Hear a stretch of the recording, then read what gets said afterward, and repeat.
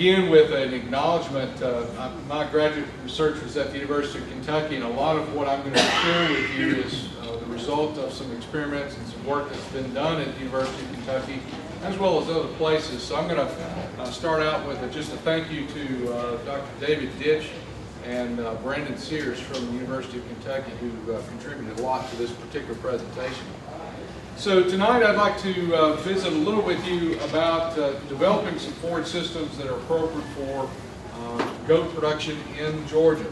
And we have a lot of opportunities in Georgia with our forage crops.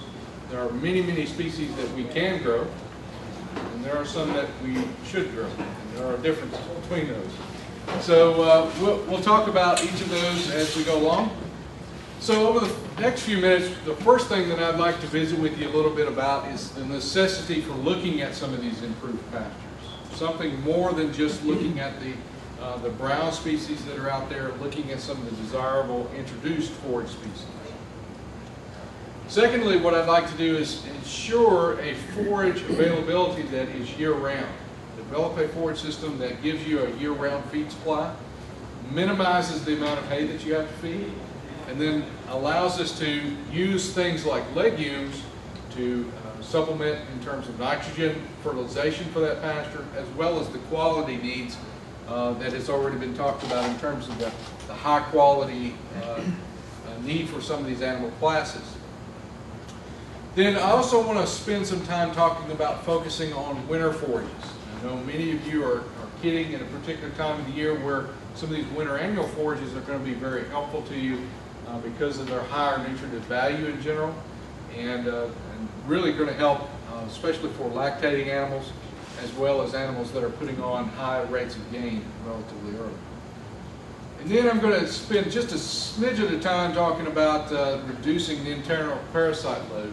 This is something that I think other speakers are going to talk a little bit about, but both through rotational grazing, or what I like to call rational grazing, and I'll explain that a little bit later, and looking at some of our novel forages that actually have some anti-worming kind of characteristics to them. Okay, so we all know about goats' grazing habit. They prefer to eat above the shoulders. That's kind of one of their mechanisms for being very, very selective of the browse species that they take in. And they're extremely selective, as has already been talked about tonight. Very selective about choosing their own diet. And that influences how we allocate that forage to them, and actually how we quantify the actual energy value of the diet that's being provided to them, or rationed out to them. So if we were to look at the number of different animal species here, if we were to poll them, if there is such a way of polling them to figure out what they would really like to consume, this is approximately what it would break down to. And for goats, if we were to look at the grass species, they would consume a diet typically that's 20 to 30% grass, 10 to 30% legumes, and then 30 to 50% browse species, as a general rule. Okay, this is a generalization, but I think this is fairly accurate.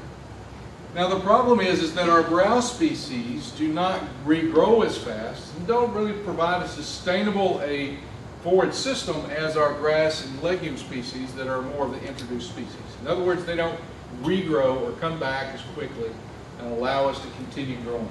By the way, would you hand out the handouts that I brought? These folks are feverishly writing down all this information, and I've got it for them printed out.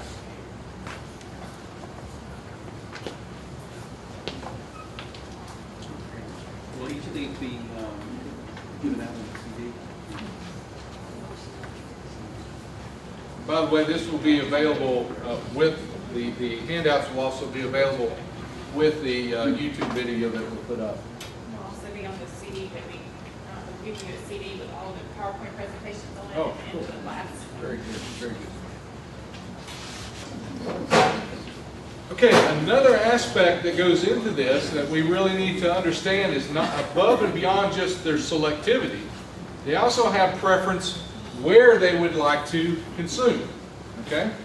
For example, if we look at a slope preference, okay, from the low areas or the toe slopes to the bottom areas, all the way up to kind of the steep side slopes that we have.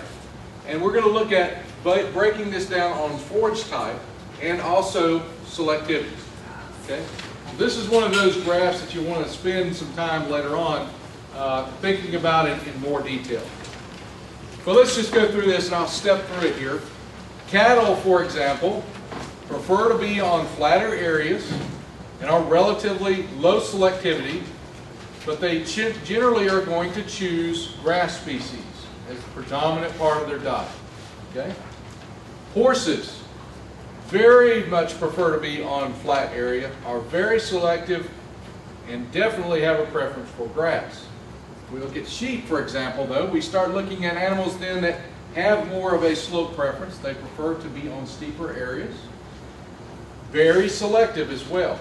But as a general rule on this continuum, they're more legume browse species consumers than grass.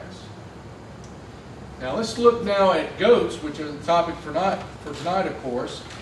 Again, they also prefer to be on the steeper areas. They tend to prefer browse and legume species over grass and are extremely selective. We've already talked a little bit about that, but this kind of graphically describes this a little bit more. So what that has implications with is when we're doing any kind of rotational or rational grazing, as we talk about, we have to be able to allocate that in an appropriate way, and or minimize the fights that are going on anyway.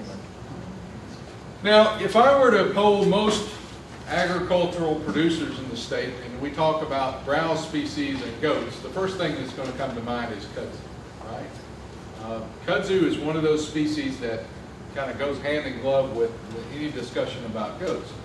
Certainly they love to eat kudzu. It's very, very high quality material.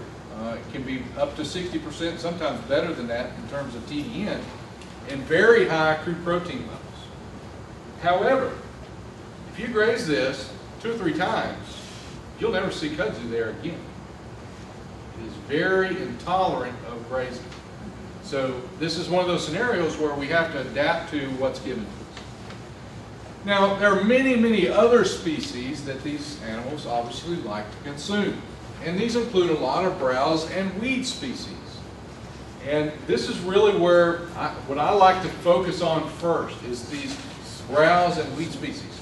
And they will consume every one of those that are on this list. And if you were to throw this list up on most of our other forage-based livestock systems, and talking with those producers, they're going to say that's a weed list.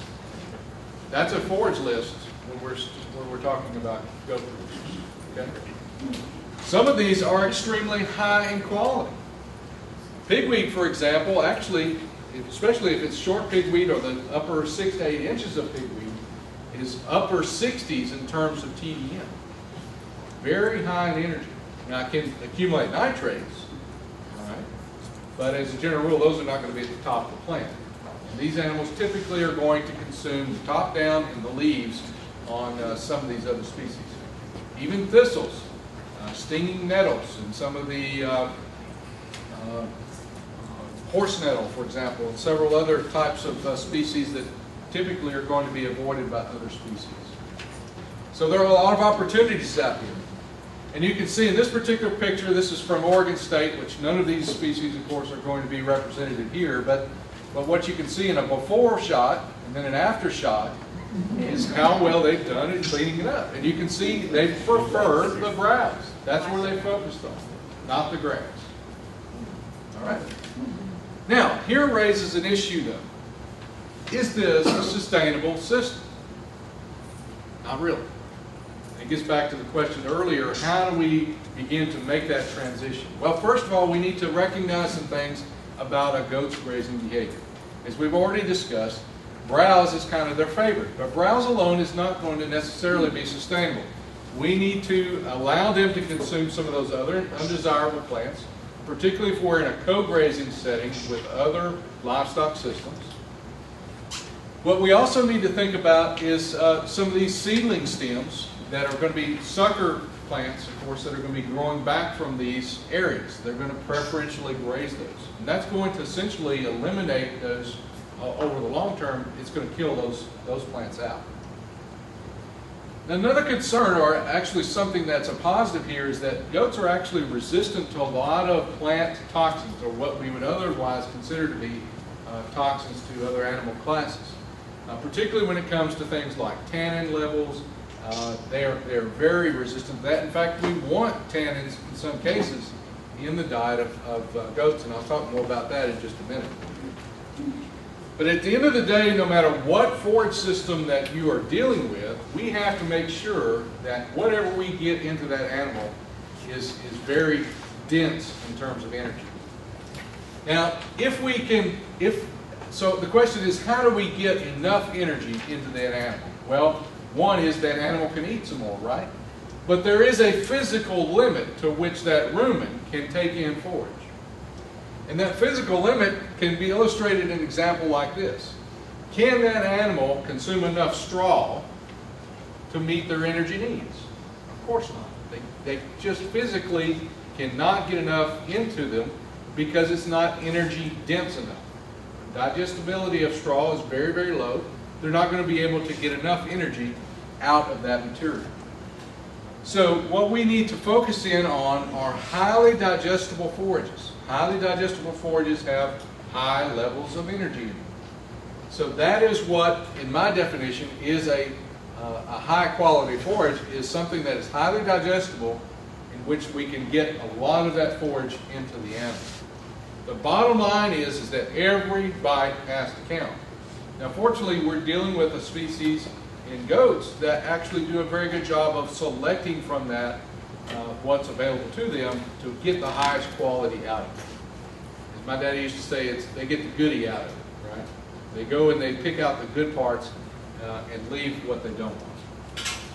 Now, the ideal situation, if we were to look at a year-round grazing system, the ideal would be to have the same amount of forage out there all the time throughout the whole year.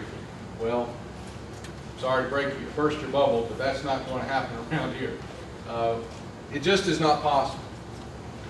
If we look at our warm season perennial grasses, our Bermuda grass and Bahia grasses, for example, we're going to have a sizable peak, of course, here in the summer months.